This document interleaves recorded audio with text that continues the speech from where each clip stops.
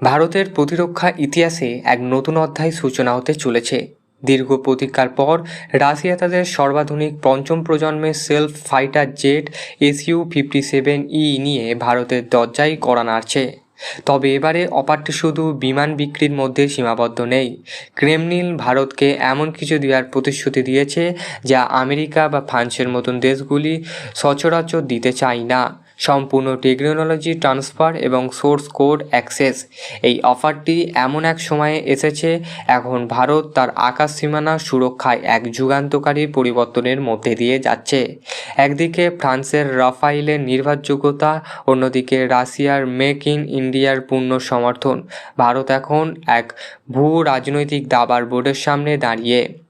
প্রতিরক্ষা বাণিজ্যের source code হলো সেই চাবিকাঠি যা দিয়ে একটি বিমানের সফটওয়্যার নিয়ন্ত্রণ করা হয়।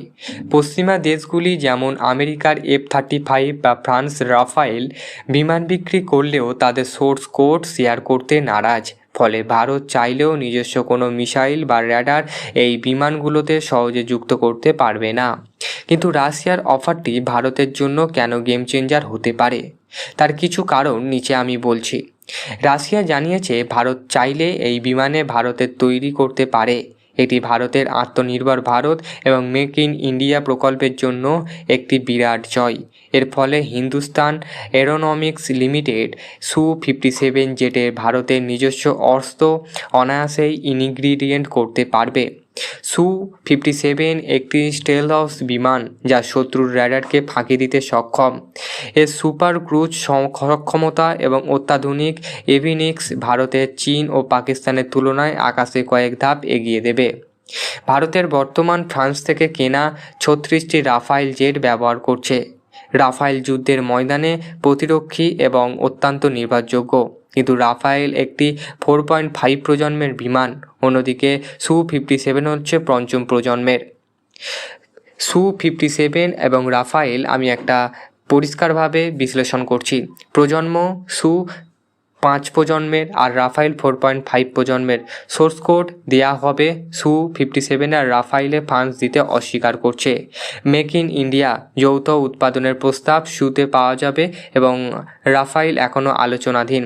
অস্ত্র নিয়ন্ত্রণ ভারত নিজস্ব মিসাইল ব্যবহারের সম্পূর্ণ স্বাধীনতা পাবে Su-57 এবং রাফায়েলে ফরাসি মিসাইলের ওপর নির্ভরশীলতা বেশি থাকতে হবে। ফ্রান্স ভারতের বিশ্বস্ত বন্ধু হলেও টেকনোলজি শেয়ারের ক্ষেত্রে তারা বরাবরই রক্ষণশীল। এমনকি তেজস মার্ক 2 এর জন্য ইঞ্জিনিয়ারিং সরবরাহ আমেরিকা জেই ইঞ্জিনিয়ার রাজি হলেও সোর্স কোড দিতে জলঘোলা রয়েই গেছে। এই পরিস্থিতিতে রাশিয়ার খোলা অফার ভারতকে নতুন করে ভাবতে বাধ্য করছে। উচ্চস্বাদের পাশাপাশি কিছু বাস্তবমুখী চিন্তাও দানা বাঁধছে। প্রথমত, ইউক্রেনের যুদ্ধের কারণে রাশিয়া নিজস্ব উৎপাদন ক্ষমতার চাপের মুখে। ভারত যদি এখন Su-57 অর্ডার দেয় তবে রাশিয়া সঠিক সময়ে সরবরাহ করতে পারবে কিনা তা নিয়ে সংশয় রয়েছে। দ্বিতীয়ত, অতীতে ভারত ও রাশিয়া মিলে FGFA প্রকল্প শুরু করেছিল, যা পরে ভারত বাতিল করে দেয়। রাশিয়ার প্রযুক্তির মান এবং বিমানের স্টেলথ সক্ষমতা নিয়ে ভারতীয় বায়ুসেনার তৎকালীন কিছু আপত্তি ছিল। এর কারণ এখন রাশিয়া সেই সব ত্রুটি সংশোধন করে Su-57 উন্নত সংস্করণ নিয়ে ফিরে এসেছে। ভারত যখন রাশিয়ার সাথে S-400 মিসাইল ডিফেন্স সিস্টেম কিনেছিল তখন আমেরিকা CAATSA আইনের ভয় দেখিয়েছিল। Su-57 ক্ষেত্রেও একই চাপ আসতে পারে। আমেরিকা চায় ভারত যেন তাদের থেকে F-21 বা F-35 নিয়ে আলোচনা করে, কিন্তু আমেরিকা কখনোই ভারতকে টেকনোলজি ট্রান্সফার বা সোর্স কোড দেবে না, যা ভারতের দীর্ঘমেয়াদী প্রতিরক্ষার পরিকল্পনার জন্য ক্ষতিকারক। ভারতের নিজস্ব পঞ্চম প্রজন্মের বিমান বা AMCA advance medium combat aircraft তৈরির কাজ চলছে। রাশিয়া Su-57 যদি ভারতে তৈরি হয় তবে সেই অভিজ্ঞতা AMCA তৈরি ভারতের বিজ্ঞানীদের কয়েক দশক এগিয়ে দেবে।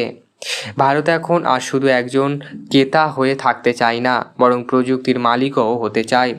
রাশিয়া অফারটি গ্রহণ করলে ভারত সরাসরি বিশ্বের অন্যতম শ্রেষ্ঠ যুদ্ধবিমান তৈরির সক্ষমতা অর্জন করবে। এটি কেবল আকাশ সীমানায় সুরক্ষিত নয়, রক্ষা করবে না, বরং ভারতের প্রতিরক্ষার রপ্তানিকেও শক্তিশালী করবে। তবে প্রশ্ন থেকেই যায়, রাশিয়া কি তাদের প্রতিশ্রুতি রক্ষা করতে পারবে, নাকি পশ্চিমা নিষেধাজ্ঞার চাপে এই প্রকল্প পিছিয়ে যাবে? প্রধানমন্ত্রী নরেন্দ্র মোদীর নেতৃত্বাধীন সরকার এখন এক কঠিন ভারসাম্যের পথে হাঁটছে। একদিকে রাশিয়ার সাথে পুরনো ও গভীর বন্ধুত্ব, অন্যদিকে আমেরিকার সাথে ক্রমবর্ধমান কৌশলগত অংশীদারিত্ব। রাশিয়ার এই Su-57 অফার ভারতীয় প্রতিরক্ষার মহলে নতুন প্রাণের সঞ্চার করছে। এটি ভারতের জন্য কেবল একটি বিমান নয়, বরং প্রযুক্তি নির্ভরতা অর্জনের এক সুবর্ণ সুযোগ। যদি এই চুক্তি সফল হয়, তবে ভারত এশিয়ার সামরিক শক্তির ভারসাম্য পুরোপুরি নিজের দিকে ঘুরিয়ে দিতে পারবে।